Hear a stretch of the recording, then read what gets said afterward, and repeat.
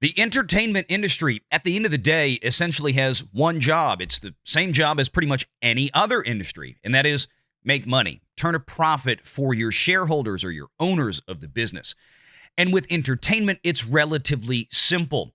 You need to make a product that appeals to the broadest audience that you possibly can, given the nature of the project.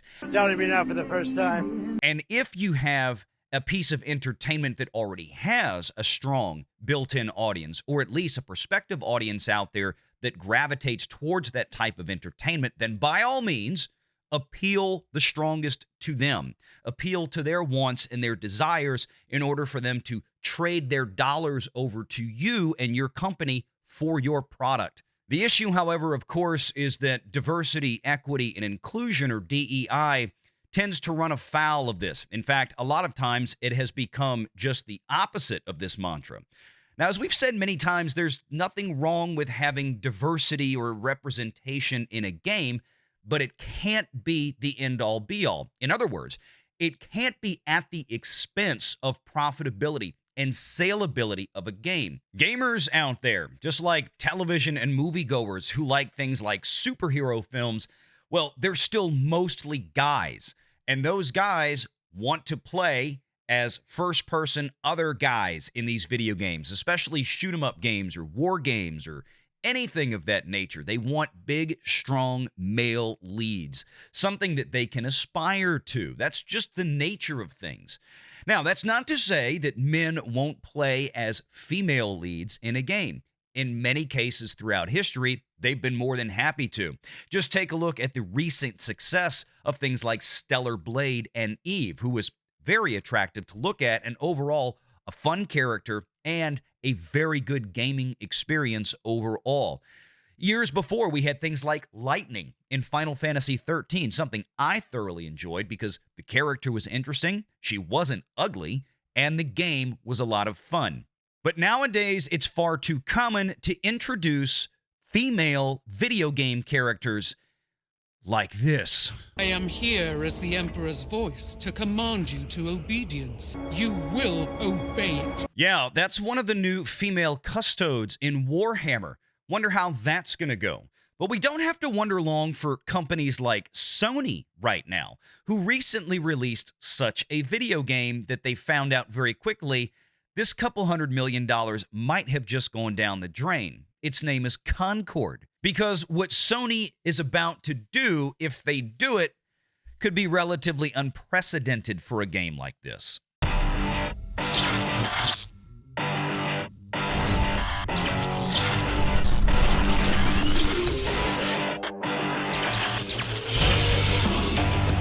Renegade Online. Like, especially, like, look at the Acolyte recently, right? People wanted to ask, and this is a perfect headline here. This is on That Park Place, and as many of you know that I'm a financial partner in thatparkplace.com, and they do some great work over there. I want to thank all of our YouTube friends for citing them all the time for a lot of these articles that come out.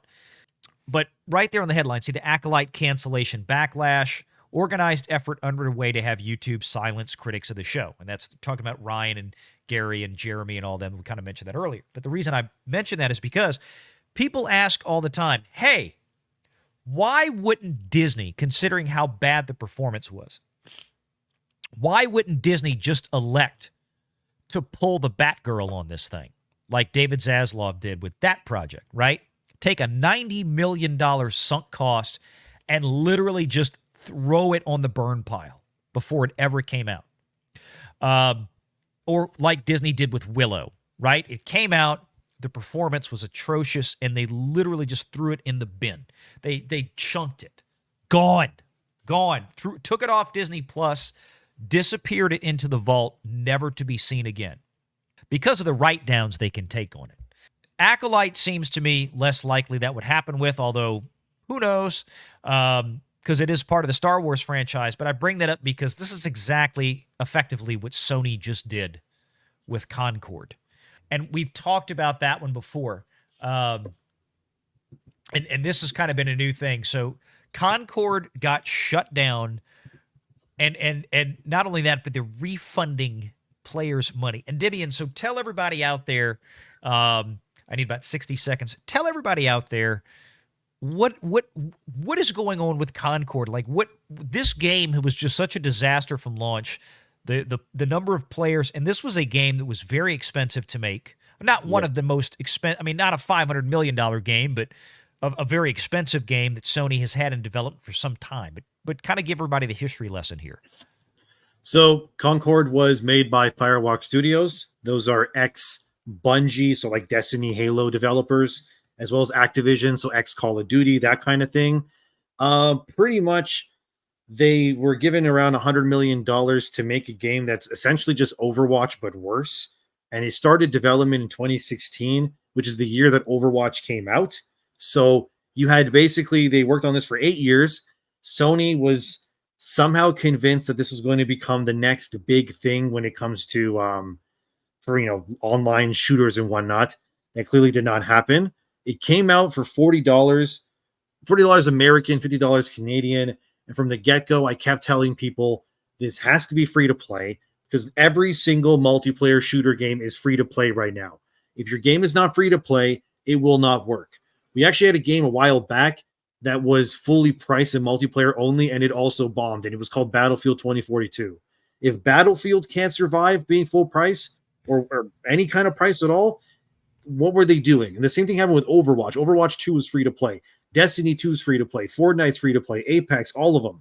And for whatever reason, Sony said this is coming out for $50 Canadian. And it's like, you're not going to get $50 Canadian for a game that's multiplayer only. So it came out. It had abysmal numbers. Apparently, it sold about 25,000 copies in 2 weeks, which is roughly about a little bit over $1.2 million sold, I guess. So they recouped about 1% of their costs. At retail, because they're not getting that whole 1.2 million back. No, you're right. Yeah. Yeah. The game also has, from what I understand, no battle pass. I don't know if it has microtransactions 100%, to be honest with you. I don't remember. But pretty much they wanted to make a game that was kind of live service, but also not live service enough where you felt like you had to play it all the time. They had some saying where it was like, you own Concord, Concord doesn't own you. It was something that the dev said when the game was coming out. And it's a really big DEI game. I mean, every single character has pronouns in bio, literally. When you go to the select screen, like in Overwatch, you'll see like the giant robot that's called One Off. It'll say One Off. And then below his name, it'll say he, him. And then there's like some weird alien chick called like Itzy or something like that. I can't remember her name. It's like the green chick with the pink hair. And she's like a cat person. And I think she's like a she, her, maybe. Then there's like a they, them. There's one character that looks like a mushroom called Lark. That character's pronouns, I believe it just says undecided. Like it just doesn't have them, I guess. It doesn't make any sense. So the game was very DEI driven. And then not only that, one of the devs when the game came out called people that didn't like Concord talentless freaks. And that didn't go over well very, very much. And then there was another dev that's working on Concord. They basically forced everybody to call them the professor. There is an article on that Park Place for that. If you literally type in Concord professor, you'll find it. Mm-hmm. They basically try to force everyone into calling them the professor. They suddenly came out as non-binary out of nowhere, and they were against gun ownership and people who liked guns, but they also worked on a game called Concord where you use guns to shoot people. So it's like, what are you talking about? And then they were also very vocally against anyone at the company that wasn't vaccinated against COVID-19. And you're just like, what are you doing? Just make a game. So there's a lot of little issues we here. didn't hire you to be political terrorists. Just go ahead and make a damn video game that we can sell to people. And you bring up, and that's one of the things I want people to kind of understand again, because this audience isn't necessarily a bunch of dyed-in-the-wool gamers. So, like, for example, Overwatch and Fortnite, and I've been playing, I was never really a Fortnite guy. Last few months started playing it a lot because my son likes to play Fortnite, and he likes dad to play with him, so that's kind of our time together. And Fortnite is a battle royale game. It's a lot of fun. You can do whatever you want with your character, and you go into an arena, and it's 100 players, and you go after each other, and the last man standing wins. And you just do that over, and it is really a ton of fun. But the key is that it's free. You can download Fortnite. It doesn't cost you a penny. If you want to have a monthly subscription to get like some upgrades and some extra swag, if you want to buy stuff in the shop, like you want to buy, like I paid for my John Wick skin, and I have my Han Solo skin, which Ubisoft couldn't even give to me in a $130 video game. And I bought the Teenage Mutant Ninja Turtles pack. I almost bought some of the Metallica guys. I just didn't do it because I was like, I've spent enough. But you pay for things that you want, but you have the base game. You can play the whole thing yourself just as well as somebody who has bought a bunch of stuff for free. This game was trying to go down that same sort of road, or like Overwatch, like you said, which is also a free to play, but this game wanted to charge you $40. So it already had a barrier to entry that its competitors didn't have. They worked on this for 8 years, and then Sony just did the unprecedented maneuver of just literally shutting the game down, and it's been out for what, a few weeks? 2 weeks. 2 weeks. Not even 2 weeks, actually. Yeah. So 2 weeks. They spent 8 years putting this together. They bought a smaller Firewalk studio. They bought a smaller gaming studio to acquire this. So they spent money to acquire the studio. They invested another $100 million of their own capital, or maybe that was part of it. We don't know. They shut this game down, and they refunded everybody's money, which is unbelievable. That's wild. That's wild to me, man. And I know the statement they made, because I posted it. I had it. In fact, let me switch over, because I had it on X, because as soon as I saw it, I couldn't believe it. I reposted it. But the statement they made was something to the effect of, "Hey, we're going to try to come back and make a better game and make it stronger and this, that, the other thing." Yeah, here it is right here. This was from IGN, saying Concord will be taken offline and all players will receive a full refund. That went bye-bye. But if you click into the article... Look at that design. Like, yeah. Come on. Like, what the hell is that? What the hell is that? Yeah. Okay, wait. about. Real quick. Dibian, who's the audience for this game? Who did they think? Who was supposed the to buy? modern audience? The we modern still audience don't that doesn't know. exist. There was no audience for this game. That's it. It's another one of I these... don't remember this character's name, but I do remember that this character goes by they, them. That's all I remember. Yeah. I don't remember their name, though. And by the way, this game has no white male characters in it whatsoever at all. Like zero. No. But you can play as a grandma that makes walls, so I guess it's fine. Pretty much. Wild, man. I mean, you can see here, and I'm going to talk about my comment here, because my comment, of course, my boy Jeremy out there, D-Day Cobra's on there, Get Effed Game Journos and all this kind of Kangman Lee here with his funny stuff. The characters were so fat they sunk the entire game. I love this. I thought that was one of the funniest comments. But the one I had here, say it with me, kids, impairment charges coming. I want to explain that. You've heard that phrase used a lot in recent earnings calls with Warner Brothers and Disney over the last few years, because I think that's where we're going here. But if we click into the full article, they want to pull the game back, and they want to rework it, retool it, or whatever, and then re-release it. How likely is that, Endymion? I mean, it has happened in the past where games have been bad at release, and then they get fixed, and then they get re-released, and they're great. A great example of this, actually, is Final Fantasy XIV Online. That game first came out, and it was garbage. Then it went back. It got refixed. It was re-released. It's called The Realm Reborn, and now it's technically one of the most profitable games that Square Enix has ever made. And I think it's the most profitable Final Fantasy game as well as all time, which makes sense because it has like millions of players paying like however much a month to play it. This is not going to happen. Concord from the get-go is just god awful. I played the beta and I found it to be very bare bones to begin with. And it really, like I say in my video that came out today, and I'll have more on this tomorrow as well with another video, but it comes down to the characters. The characters are what hero shooters live and die by. If the characters are not interesting enough for people to build fandoms around and get obsessed with and draw fan art out of and all that stuff, nothing's going to happen. And another way that you know that Concord is absolutely cooked and it's going to die is that it's the only thing that has come out and there's not any Rule 34 on it. People that don't know what Rule 34 is, It is PORN of characters that people draw. There's a lot of that for Overwatch. Concord has none. That's how you know it's bad.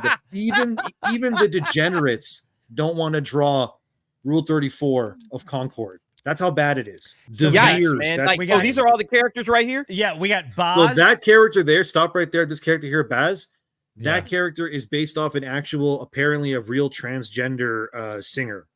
Oh my that they use the likeness for. The character, the real person's name is Mila Jam, I believe their name is. And they posted that on Instagram. I put that's in my video that came out today. That part's in there. So Baz there is a transgender assassin, I guess. Da is like I'm not sure if he's supposed to be Indian or he's like an Indian mixed with like Maui or something. I'm not sure. But he's a character that's so offensively bad. Nobody really understands what the hell is going on here. It's like Do they have a Venezuelan that's going to invade your apartment complex in this game? Every design is horrible, like everything. And the crazy part is that when the game came out, they had a roadmap, and the first season of this game was supposed to last from October 2024 till January 2025. And the base game got pulled less than 2 weeks after going out. Here's the deal. This game's getting 86th. This is going to go into the vault. Sony, I expect at this point, and especially considering not only did they kill the game after less than 2 weeks, but then they refunded everybody's money. What that tells me is this is going to wind up being, because they bought this studio, Firewalk, Sony may wind up taking a big impairment charge. And what that means is basically, we've seen Disney do this. Warner Brothers just lit the world on fire last quarter where they surprised everybody with a $10 billion impairment charge. And basically what that means is you get to a point where you realize that this asset on our balance sheet, in this case Sony, and if it's Concord and Firewalk Studios, or separated out Concord on one side and Firewalk on the other, they have a value on their balance sheet. And let's say that value is $200 million, because that's what they invested over time between Firewalk and Sony buying it, throwing in some more cash to get it finished. Who the hell knows, right? But they have a value on their balance sheet that says $100 million or $200 million for this thing. When you take an impairment charge, basically what you're doing is you're saying that we effectively need to write the goodwill of this game, the brand that we need to get rid of this off the balance sheet, because the net present value of all the future revenue that we're going to get for this is worth way less than what we're showing it's worth on our balance sheet.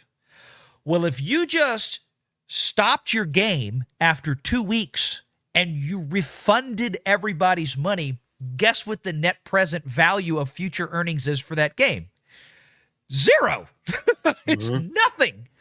So, I mean, I think what's going on here, when people ask about, hey, Disney took a full write-off, accelerated depreciation on Willow. David Zaslav did it with Batgirl, $90 million, almost finished production that was supposed to go to HBO Max, not theaters, and that was the difference, folks. Threw that in the garbage bin, took the write-down. I think Sony's prepared to do that with this. And that doesn't mean that they can no longer use the construct of the game later to build something else. But I suspect if they use the basis of the game and then shove a whole bunch of new characters in, clean up the gameplay, change things around, they'll come out with a whole new brand. And then they will reset the value of those assets to some new IP. And it might not be called Concord. It might be called, Sony's Fortnite or whatever. It doesn't matter. Sony Watch. Let's call it Sony Watch. Whatever. They'll come up with something else. But I think Sony has signaled, and I think this is coming. I think Sony has strongly signaled that they are literally just going to write this whole actually it wouldn't be a bad idea off. No, it wouldn't. Because at this point, an Overwatch-like game, but all the characters are Sony mascots. And it's like a hero shooter kind of like Kratos and Sly Cooper and stuff, and they all have like different skins and you can different abilities and stuff. That actually isn't that bad. But I mean, who knows, right? If they actually do that stuff. But that should be a good idea. Actually, it would be better than Concord anyway. Just amazing that they canceled what's it called? Last of Us Factions. Because Bungie said it didn't have the loop, but then this got the okay. And that other one, Fair Game, the one that what's her name is making it, Jade Raymond, who worked at Ubisoft before. So that's why Fair Games just looks like Watch Dogs DLC. So make sure you're subscribed to Valiant Renegade and join us every Sunday at 6 p.m. Eastern for the live show.